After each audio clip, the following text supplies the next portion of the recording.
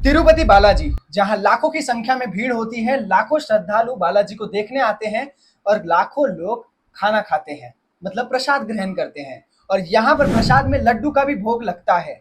और ये लड्डू इसलिए लोग पसंद नहीं करते कि उसका टेस्ट अच्छा है, बल्कि ये एक आस्था का केंद्र है। यहाँ लाखों श्रद्धालु अपना बाल दान देते हैं, चाहे वो पुरुष हो, बच्चे हो या फिर महिलाएं हो।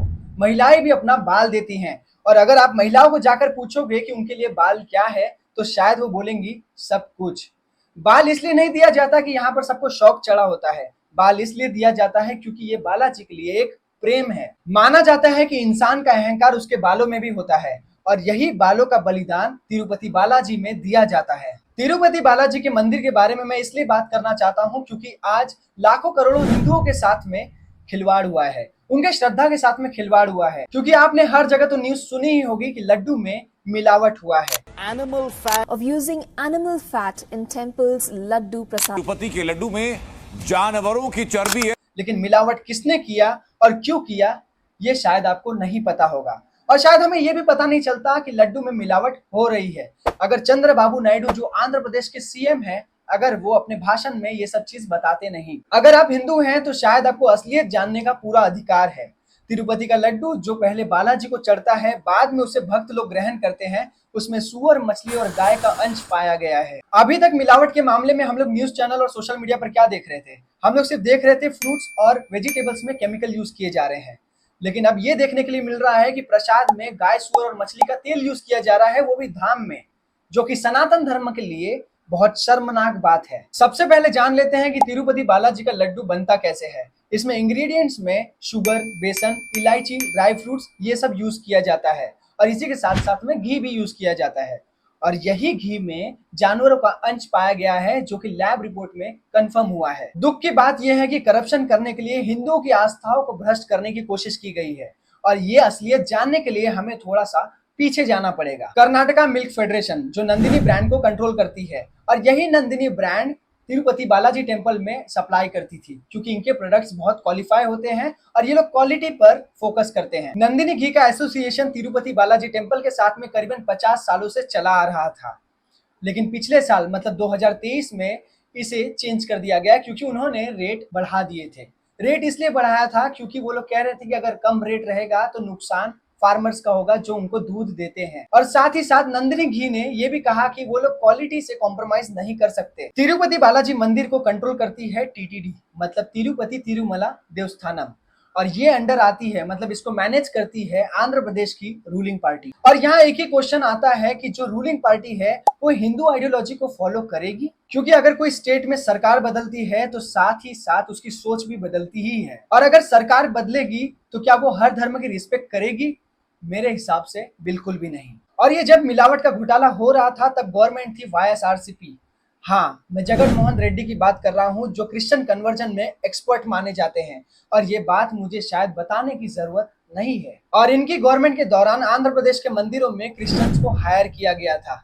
और शायद मैं अगर किसी और धर्म का हूँ और किसी के धर्म की सेवा करनी है तो शायद मैं उतने अच्छे से सेवा नहीं दे पाऊंगा, क्योंकि ये आस्था का सवाल है। अब आते हैं मुद्दे पर। जब नंदिनी घी का रेट बढ़ा तो जो टीटीडी है, मतलब तिरुमला तिरुपति देवस्थानम, जो वाईएसआरसीपी गवर्नमेंट के अंडर में आती है, उसने घी लेने से मना कर दिया नंदिनी डेयरी से। और घी के लिए इन्होंने बिडिंग सिस्टम लागू किया, मतलब जो भी कंपनी इनको सस्ते में घी देगी उसे वो टेंडर मिल जाएगा। मतलब टोटल कॉन्ट्रैक्ट बेसिस पे सब कुछ हो गया था।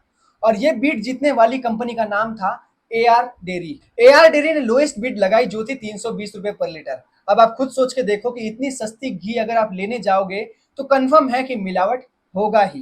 बिना मिलावट के आपको कुछ मिलने वाला नहीं है। अब मिलावट तक तो ठीक था, लेकिन मिलावट जानवरों के अंश का, ये सब सुनकर कान दंग रह जाते हैं। ये एआर डेयरी ने कॉन्ट्रैक्ट तो खुद लिया था, लेकिन अलग अलग डेयरी से सप्लाई करती थी टीटीडी में। कर्नाटका मिल्क फेडरेशन, जो कि नंदिनी को कंट्रोल करती है, उन्होंने सीधा कह दिया था कि अगर इतने सस्ते में कोई घी दे रहा है तो मिलावट तो पक्की है। लेकिन वाईएसआरसीपी गवर्नमेंट को इससे क्या फर्क पड़ता है? उसे तो सिर्फ प्रॉफिट से मतलब था। अब जो बताऊंगा उसे ध्यान से सुनना। 2022 में टीटीडी का एग्जीक्यूटिव ऑफिसर धर्मा रेड्डी को बना दिया जाता है, और ये धर्मा रेड्डी को चुना जाता है वाईएसआरसीपी गवर्नमेंट के द्वारा। धर्मा रेड्डी वाईएसआरसीपी गवर्नमेंट के साथ में पिछले 9 सालों से काम कर रहा था।